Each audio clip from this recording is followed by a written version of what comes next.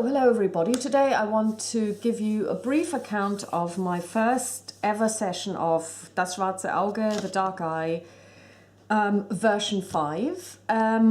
We played the second part of a scenario last night, so it was my first time out playing it as a pen and paper role-playing game. And I want to talk about it while my memory, but also the wounds, are still fresh. Now, how did it go down with my group? I would say that in general the group is not a fan of Das Schwarze Auge. I would say that probably very little is understood about the setting itself. So basically only one person or two people have read the Den Aventurischen Almanach, which of course gives a lot of background information. But that's okay, because obviously you cannot expect every single player to read everything, every supplement, every piece of information that's out there. And you may not necessarily want them to, because obviously there is information in there that is for people running the game only. You know, you don't necessarily want everyone to be informed about everything at all times. I'm not so sure about the actual adventure that we were playing, the scenario, because I didn't get the first session. I just felt it was a bit odd because this was the second session and we were already facing the big bad, and the big bad turned out to be a group of people who were worshipping the Nameless One and were trying to bring him into the world, and had created a huge 6 foot tall, that's 1.80 meters or 1.8 steps tall golden statue by basically going into this really tiny village and stealing gold and killing the tithe collector. And it was all kind of weird because the tithe collector apparently collects tithes on behalf of the church, of the local Prios church, that would then be taken to the next big city. But he's like a philanderer and a drunk. I have no idea if this is actually part of the story or if this is what the lawmaster came up with, because to me this is kind of really weird. I mean, he's a drunkard, and it was kind of a really weird story. Then there were people who were being poisoned because they were eating the wrong mushrooms, and I don't know if how the adventure is written. To me it was just very odd. And then suddenly, woo! I did a roll on religions, and then I realized, oh, somebody's probably worshipping the Nameless One. Let's just, you know, do something about it. And then we went there, and then there was a combat. There was actually two parts of the combat. The first one was where we were basically meeting what turned out to be a suicide squad. And since I'm a cleric, an ordained of Rondra, I don't like the word blessed one, by the way. I think this is actually not a good translation. So ordained of Rondra. I was able to actually deal double damage, and then we got into the cave, and then they were trying to sacrifice this priestess, and you know, blah blah. Well, she's not a priestess; she's whatever she was, the local Prios lady, anyway. So, and the combat itself was kind of, I think, very confusing sometimes, because I had no idea. Well, I mean, for me it was actually quite simple. I did an incantation which forced the person who was trying to sacrifice the local priestess, let's just call her that, to focus on me instead and charge me, which did work. But then she cast a spell, which I thought was a bit odd. Now thinking back to it, if she is charging me, then she shouldn't be able to cast a spell, but she should actually, well, maybe it's possible. Anyway, she cast a spell on me, which then made me turn, because I botched my willpower save, as it were, to attack one of my friends, which was actually quite a nice twist. So I kept attacking them. We had 4 people in the group because the 5th person wasn't available. We had a gladiator, dwarf, we had a dahlia. I don't really know what what she's supposed to do. I think I need to look at what the character profile is for this. And we had a mage, but the mage was completely spent. So he had been healing somebody the day before. He hadn't slept, and this is something where I will actually talk about the actual mechanics later. So he was unable to do anything. He was pretty much just standing there hoping that nobody would attack him, and and he was holding the torch, I believe. That's what he was doing. So at some point, actually, we managed to win the fight. I can't even recall how that worked because I kept attacking our gladiator dwarf. And luckily for him, I rolled very high, I think 3 times in a row. So I missed him 3 times in a row. But I just felt that the whole story was quite uninspired, and also the combat itself was uninspiring because it was unclear who was there, what they were doing. Again, this might be the storytelling itself. I was trying to pay attention. I think everybody else was, but I think it was a bit confusing. So anyway, and then we managed to stop the statue by me basically putting my Crest of Rondra into it, which stopped it. But of course then the blade shattered, so now I'm without a blade. At the moment I don't have a Rondra crest, which sucks. And then we went back, and then, basically we said, okay, well, if we want to go anywhere, first of all, and this is where it becomes really important, our mage will have to rest for a week to regain his astral points. And that's where storytelling very, very soon turns into I really hate the mechanics, I don't want to play this game. So, first of all, how does the role, and in this case it's ROLL, playing, work in this game? First of all, you have attributes. There are 8 of those. Intuition, sagacity, charisma, agility, dexterity, strength, and 2 more that I can't recall at the moment, and it doesn't matter. You all have a value in each of these, and there are some that you're more strong in, and that there are some that you're less strong in. So this is pretty much like any other role-playing game you might be familiar with. And then you have skills and spells, and I will just subsume anything that is magic, and I will also add anything that is incantations, liturgical chants. All of this is a skill as well, where you have 3 attributes for each of these, and then you have to roll 3d20s and see how you'd fare against the 3 attributes. So let's say you have a skill which consists of intuition, sagacity, and agility. So let's say you have agility is 12, sagacity is 13, and your intuition is also 13. Now you have a particular skill which says you have to roll for int, sag, and agility. And you have to roll in this order. So what you would like to see is 13 or less, 13 or less, 12 or less. So you roll 1 die. The first die you compare to intuition. 13 or less, that's a very simple algorithm. Okay, pass. Second one, 13 or less, pass. 12 or less, pass.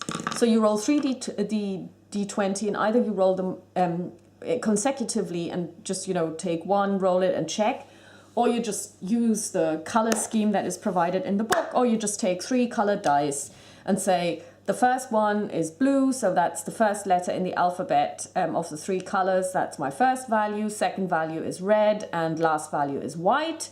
That's how I do it. But, and it sounds perfect on paper when you tell it, but when you sit there with your character sheet and it's like, okay, so I need to roll this, okay, so it says this is insag agi. The problem is you don't have the values on the character sheet next to the skill, you just have the names. So then you have to refer to the top of the character sheet, again look for the stat there, and try and find out which one is the right one. And then you start rolling. And then you look down again, which was the second one, which was the third one. So I think this could be dealt with a lot more easily if the character sheets look different. But the problem is you already have 4 to 5. So if you add anything more to the skills section, it'll become very overcrowded. So that's a big problem, I think, to make it easy to roll and to just basically roll the dice, eyeball them. Like when you look at the system of Vampire or Changeling the Lost, for example, you just roll a number of, you put together your dice pool of d10s, you roll them, and then you just eyeball them. You count the number of successes. It's a lot less problematic than this. And rolling a d20 to compare to one target stat is even easier, because you just have one die that you need to look at and one stat that you need to compare it to. So I did not expect it to be this annoying when you play. And it is annoying.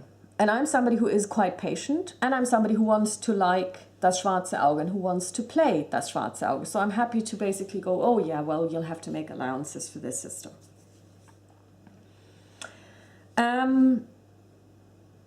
And then in addition to, if you roll over these stats, you can use your skill points that you have in a skill. Let's just for argument's sake say that InSag and Agile is perception. This is not correct, but let's just say it is this way.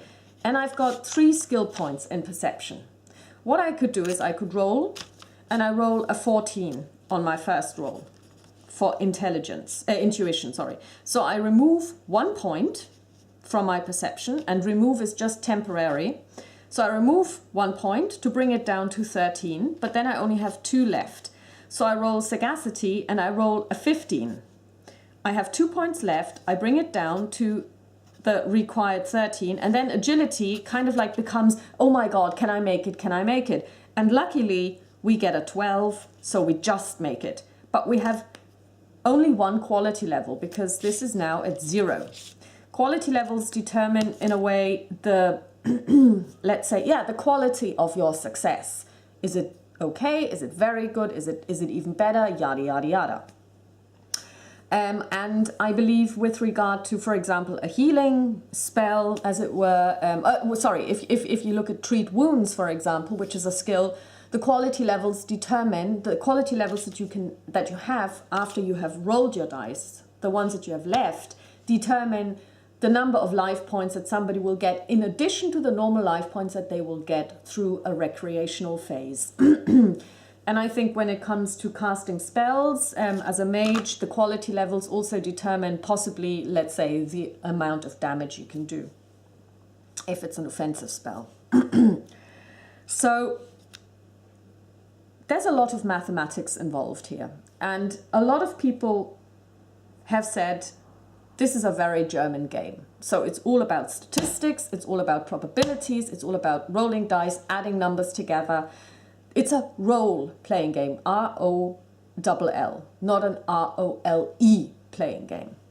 And I do understand why people say this. If this is a very German thing, I don't know. But even I have to say, you know, if you want to create a character, it's easiest if you actually get a spreadsheet out and do the calculations in the spreadsheet. So,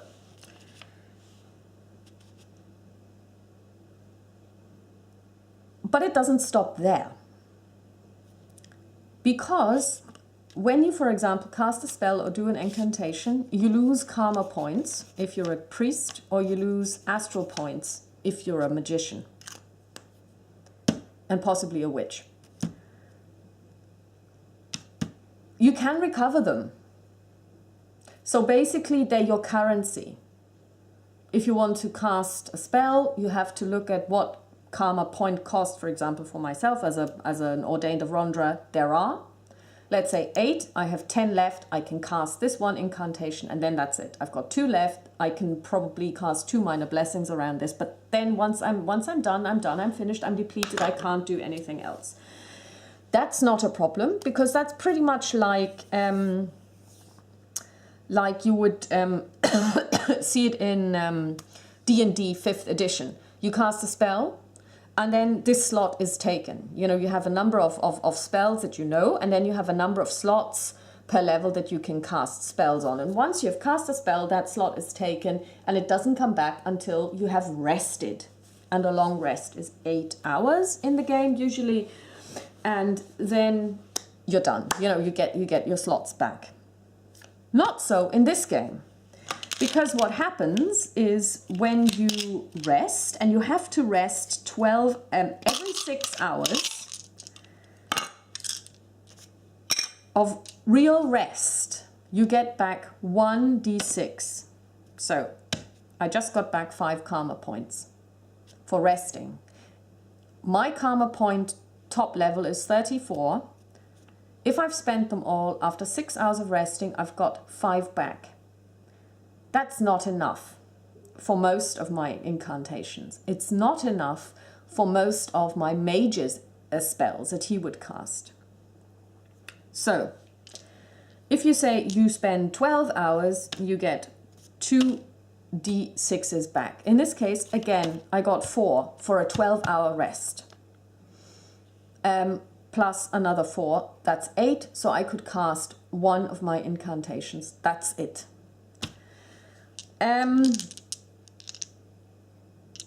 The same goes for life points, unless somebody did some treatment of wounds, and they can also actually, when they do this, botch it, and then you don't gain anything, you gain less. I didn't really look up those rules, because the one time that I did sew someone together, I actually succeeded, so it was okay.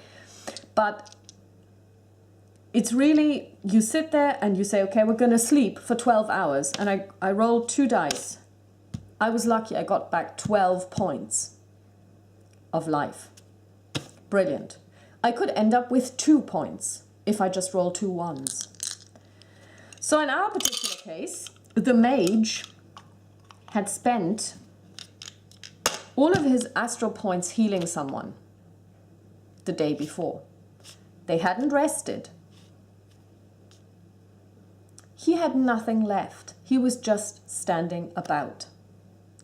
When we did rest for 12 hours, he rolled 2d6 and he got back 3 points. So we were like, okay, we will have to stay here for a week or more for him to actually regain his astral points. In a game where time doesn't count, that's fine. However, this is das Schwarze Auge, and as I pointed out in my earlier video, time is of the essence because the world continues to do things. There is an adventure called Albtraum ohne Ende. It's part of the Borberat cycle. It's not for DSA 5, so I don't know how regaining spell points works in this.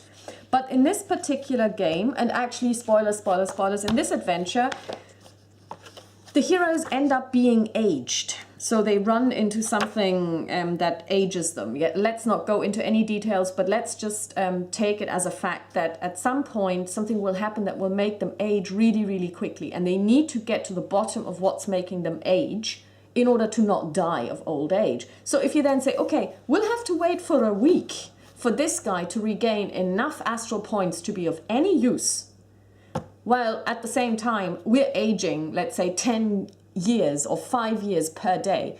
After a week, that's 35 years. We started at age 20, we're 55. We're going to start losing our teeth. So you see, this is where I have to say, I wasn't aware of this because I didn't read the magic rules, because I'm not a magic user, I'm not a mage, so I didn't read those. And I only vaguely looked at the karma point regaining because I was like, well, you know, it's not my main thing. Yes, I do have them. Yes, I will use them, but I didn't really, you know, spend that much time reading all of the rules because I didn't have the book with me as I was on holiday, because it's actually quite big. But that's a big problem, because time doesn't stand still. You can't just say, okay, let's just spend 2 weeks somewhere. Well, you could say it, but other things will be happening. Time passes. You have a calendar. You have months that change the way things happen. There are the 5 nameless days between Raya and Praios. They are really, really dangerous days. So, you know, it does matter what time it is. climate and weather do matter, and they change with the passing of the season. So it does matter. It does matter. So it's not like DSA, it's not like D&D, oh yeah, let's just, you know, spend a week somewhere, blah, blah, blah. So that's a big issue. Regaining karma points, life points, and astral points. Another thing, of course, is the amount of time it takes to do a check, because you just have to compare it all the time. And nobody in my group knows their 8 scores by heart. So if I look at, oh, I have to do an INSAG Agile roll, I couldn't even tell you what my stats are for this. I would have to look at the top, and I would then have to compare. And while this sounds like, oh, it's so easy because it's on the same page, trust me, it's not. It's not something that you can just eyeball. So I do want to play this game, and I do want to do the Theatre Nights campaign. How can I actually get my group to do this? Well, there are a couple of things. There is a group called the Alrics. They played a game called Der Wolf von Winhall, and it's DSA 1, but I think, as far as I can tell, they're using their own rules. Now, I don't know how DSA 1 works, but how they do it is they basically roll only 1 die, and they don't, and skills are just 1 stat. So instead of rolling against a skill of 3 stats, they just roll against 1 stat, which is the named attribute. Now, it could be that this is how DSA 1 works, I don't know. However, of course, if you make changes to such an intricate system, what might happen is you might imbalance it totally. So what I did this morning was I ran a couple of, I wrote a couple of Python programs to simulate dice rolls. And I didn't take into account the fact that you can also point by your way into success. What I did was I just did a naked, if you have 3 stats and you roll 3d20s, how often do you actually succeed? Now, if you don't do any save buys like here, you don't use your stats at all, you don't use your skill level, you usually come out at about 25% successes and 75% failures. I also didn't look at how many times did you botch, how many times did you get a 20, how many times did you get a critical success. It was just a naked check. Then I said, okay, if we just add all of these 3 stats together so that we get 38, and then we roll 3d20s, add those together, and then see how many times could we get under or equal to 38. If we do it like this, then actually the system is reversed. You have 75% successes and 25% failures. So that's the exact opposite. So this would completely throw the system off balance. And since I did it with 10,000 dice, with 10,000 rounds, that's quite a statistically important result. So this is actually quite significant then. So what would I change in order to play this game with my group?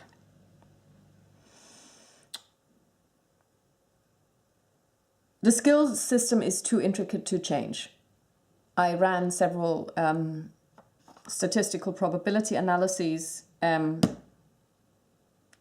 trying different ways of doing it, and I cannot get the same result of 25 successes to 75 failures without adjustment. So probably 35 to 65 if we had adjustments. I can't just do this with 1d20 or with 3d20 added. You know, even if I just say we want to roll under the target number, not just on it, it wasn't possible for me to get to that same level of results. So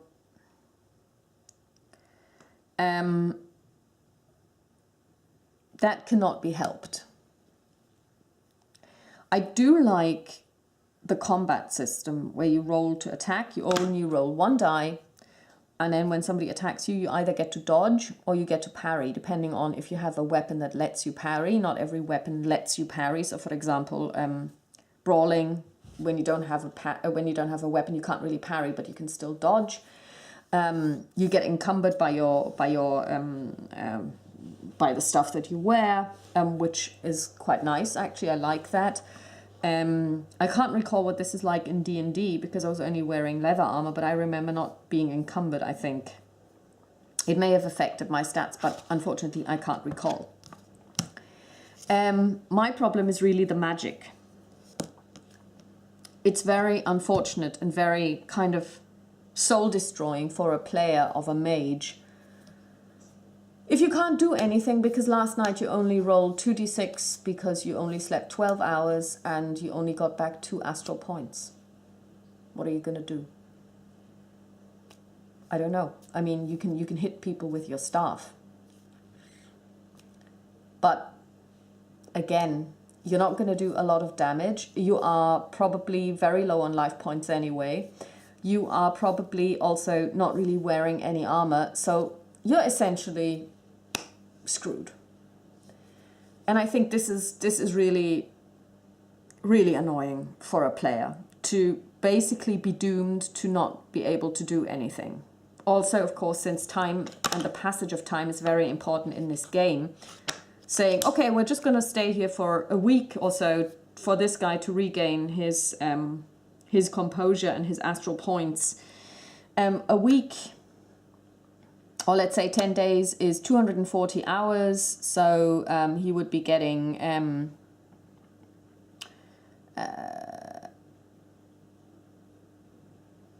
or 10 days is basically 20 d6, I think. Is it? Or is it 40 d6? So yeah, he will probably have regained all of his astral points by then. I'm sorry, I can't do math this morning. So essentially, that isn't an option necessarily, especially when you're pressed for time, like in Albtraum ohne Ende, where you do have to do something in a particular order, and you are under time pressure. So, and of course you could say, well, why don't they buy astral point regeneration potions? First of all, they're really expensive. And this is, again, the realism of the game. You know, money is difficult to come by. It's not like you go into a dungeon and you loot like you do in D&D and you find all kinds of things. You know, there isn't this high fantasy, oh, let's just go into the dungeon. Oh, there's a red dragon. Why is there a red dragon there? I don't know. Let's just take its loot and go. That's not how this works, you know. So even money is difficult to come by. You could say, okay, well, then take the alchemy skill. Go find herbs and make your own. Yeah, but again, you have to buy the ingredients and it takes time. It's just, for a magic user, and I guess also for a priest or an ordained person, because we also need to regain our karma points, kind of a sucky system. So I'm toying with a couple of ideas. Number one is I want them to be able to regain astral points for every hour of the day, so that you can regain 1 astral point for every hour of the day. That's 24 that you gain. If you sleep, you gain 2 per hour. So it's automatic gain, because you're basically, or maybe that's even too much. If you say for 12 hours of sleep, you regain 12 points automatically, and then you can roll 1d6, so you're at least getting 13 in one go, and you can count on this. And for every 6 hours of activity, you regain 1 more. You know, just so that they also, because unless they are casting spells, I don't see why, for example, while traveling, they cannot do something like, for example, if you're an ordained person, while you're traveling, you could read from your prayer book and basically meditate while walking. This is totally possible. Or you could just do some relaxation chanting. And I think that this should be perfectly possible, and it should also be possible for magic users to regain astral points a lot more quickly. or even automatically to say, okay, for every 6 hours that you sleep, you regain 12 points. That's it. So that they get something that isn't based on luck. And then we can say, well, you know, and maybe 1d6 plus. Things like that. I think those would help. I'm also thinking about reducing the cost of actually successfully casting a spell. So let's say you have your target values and you successfully cast, and then you can check how much you are under the total. So if your total target value is 38 across 3 skills and you rolled a quarter under,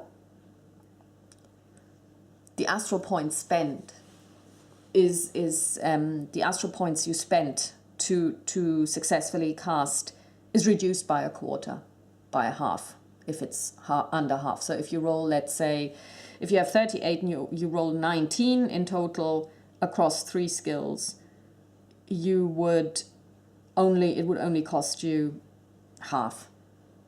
I think this is something that I would look into,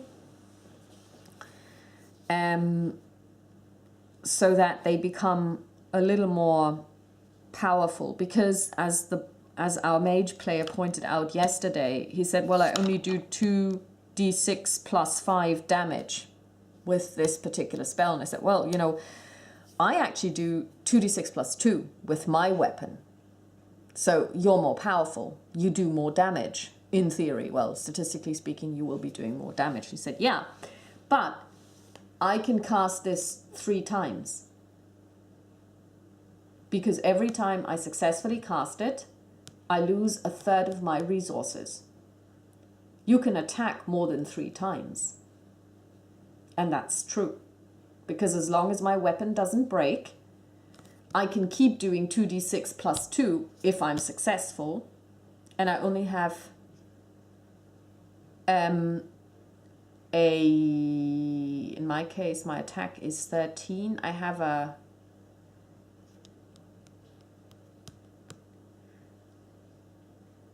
I have a 13 in 20 chance to actually make it, which is more than 50%, as I know from my investigations into statistical probabilities across 3 die rolls against 3 different stats.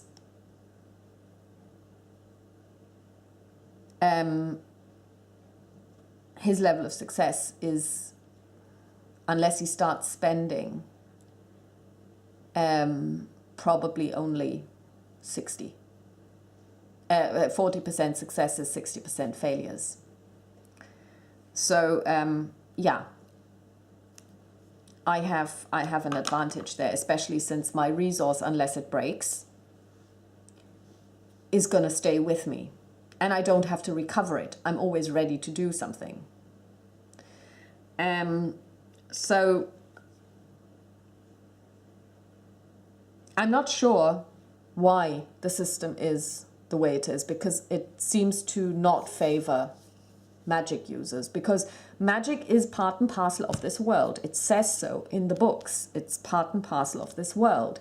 It's not something that is frowned upon. It's not something that doesn't really happen. Like in The Lord of the Rings, there is arguably magic, but it's a lot less pronounced and it's a lot more subtle, and it's definitely not as strong as it is in let's say D&D or DSA, because Gandalf couldn't just basically use transversalis teleport and teleport himself to Mount Doom and just drop in the ring. You know, it's very different. I mean, it's more like, you know, sometimes bending nature a little bit to your will, but it's not comparable at all.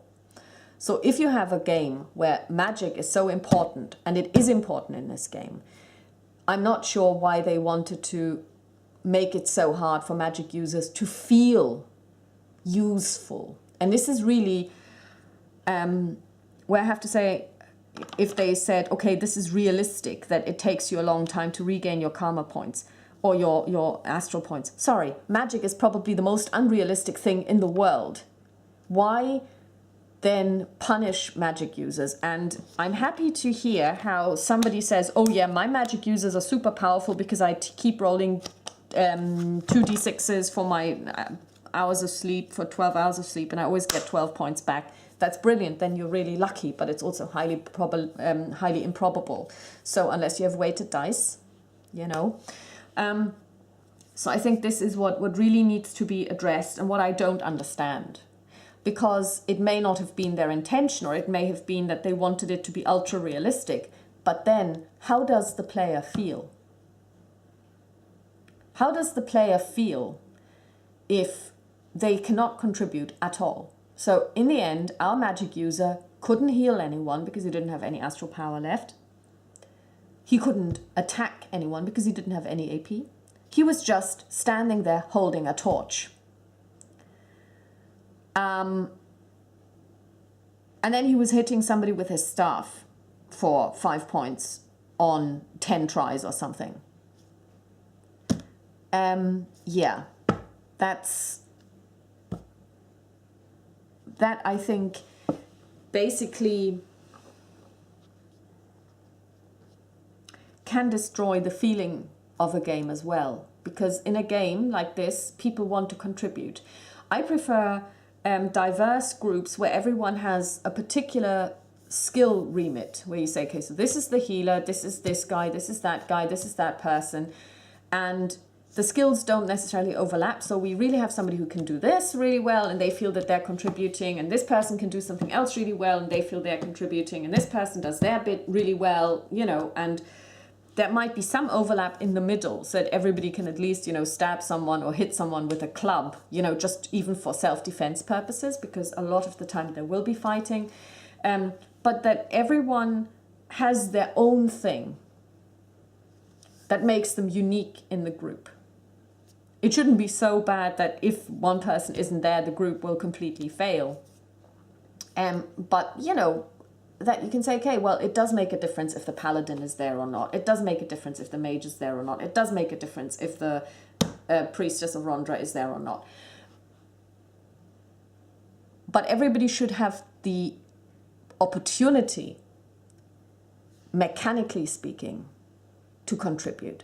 But if you have one group, and I think that this analysis of, well, I cast 3 spells, I've spent all of my resources for the next, I don't know, until I've slept probably 3 nights in a row, 12 and 12 and 12, I won't be able to contribute.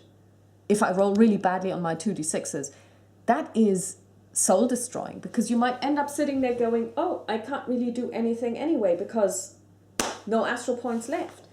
So I will have to make adjustments to the system. I won't be able to do anything about the skill checks because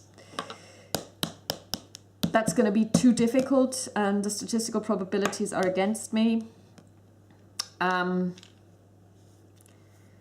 But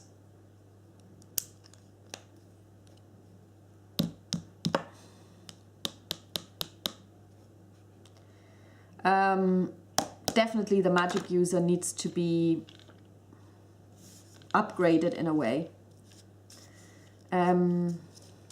Maybe even changing it from 1d6 from 1d6 per 6 hours to 1d10. That might make a difference as well. I'm not sure what I'm going to do, but I will definitely have to change the way magic works. So this was now my ramblings and my discussion. I really want to like the system. And I think even just for the story itself, it would be so cool to be able to play it. But I can't see my group playing it as is, out of the box, because it is, even for somebody as patient as me, it's kind of, yeah, trying, shall we say. And I'm not sure what they're trying to achieve, because I don't see how this is adding realism to it. But having having to sit there and just roll 3 dice, and then, I mean, maybe I'm even going to change it and say you just roll 3 dice and you compare it to the 3 stats, and it doesn't matter in which order you rolled them, as long as you can have 1 and 1 and 1 and they're all underneath the target value, you're fine. That might be one way of doing it as well, which would definitely also speed it up. Yeah, I might actually do that. Okay, so then thanks for listening. This may have been helpful for you if you're wondering about how to play DSA in your team, because your group might also find some things really annoying or cumbersome, or you might have other results in your group that people actually totally enjoy it and said, yeah, this is awesome, and I really like the fact that actually getting a success is quite difficult, and I like the fact that it takes me ages to regain my AP because I feel like this is very realistic, or it adds to the requirement for the group to not move and to give me time to relax and stuff. I would really like to hear other people's opinions on this. What are your experiences? Or how do you deal with it? Or have you house ruled anything? So yeah, that's all from my side for today, and I wish you a happy rest of the weekend.